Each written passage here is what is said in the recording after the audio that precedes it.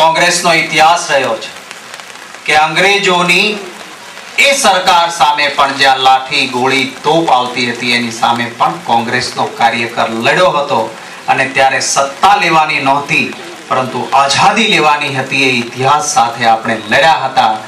આજે આપણી કૂચ એ કંઈ લઈ લેવા માટેનું નથી પરંતુ જનતાની જે વ્યથા છે, જનતાની જે મુશ્કેલી છે, આમ આદમીનો અવાજ જેના માટે વાઇબ્રન્ટ થનારી આ સરકાર નથી ત્યારે કોંગ્રેસ વાઇબ્રન્ટ થઈ છે જનતાની અવાજ માટે ને વરસાદની વચ્ચે પણ આપ સૌ ઉપસ્થિત રહ્યા છો એ માટે આપ સૌને ખૂબ ખૂબ હૃદયપૂર્વક અભિનંદન પાઠવું છું. આપણો ઇતિહાસ પણ એ જ રહ્યો છે કે જ્યાં કંઈક ને કંઈક જનતાની માટેની ચળવળ આપણે ઊભી કરી છે. આજે ગુજરાતમાં જે શાસન ચાલ્યું છે એ આ દેશના ઇતિહાસમાં કે આજે પણ દેશ કહેવાય કૃષિ પ્રધાન દેશ અને વિકસિત દેશો પણ આજે એ ચિંતામાં પડ્યા છે કે ઉદ્યોગો પાછળ ગાંડા થઈ તો સુનામી પણ આવે અને મંદીના મોજામાં પણ મરવું પડે. કૃષિ પ્રધાન દેશ રહ્યો હોય એ જ દેશ બચી શકે એન્વાયરમેન્ટની પરિસ્થિતિમાં પણ અને મંદીના વાતાવરણમાં પણ. ત્યારે આ દેશના ઇતિહાસને ભૂલીને મુઠ્ઠીભર ઉદ્યોગપતિઓ માટે ગુજરાતના મુખ્યમંત્રી વાઇબ્રન્ટ થયા છે.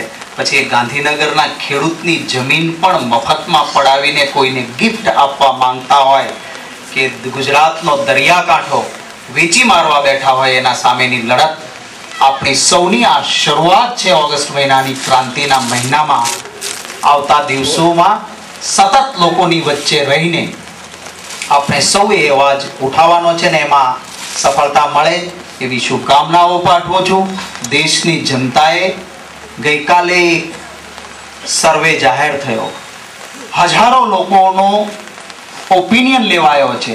એક રાજ્યમાં નહીં અનેક રાજ્યોમાં લેવાયો છે અને ત્યારે આ દેશના ઉત્તમ વડાપ્રધાન કોણ હોઈ શકે એમાં બહુમતી આપીને પહેલું નામ કોઈનું હોય તો રાહુલ ગાંધીજીનું નામ આપ્યું છે અને એ પછીના 3 નામો એ કોંગ્રેસના નેતાઓના જ છે. પાંચ્યું પણ આવ્યું નથી જે પોતાની જાતને કહેતા હોય છે એનું પાંચ્યું પણ આવ્યું નથી. 5% પણ મત પૂરા એને મળ્યા નથી.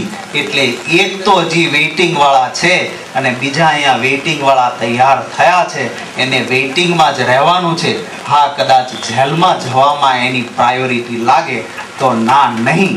એ જ શબ્દો સાથે આપ સૌને શુભકામના.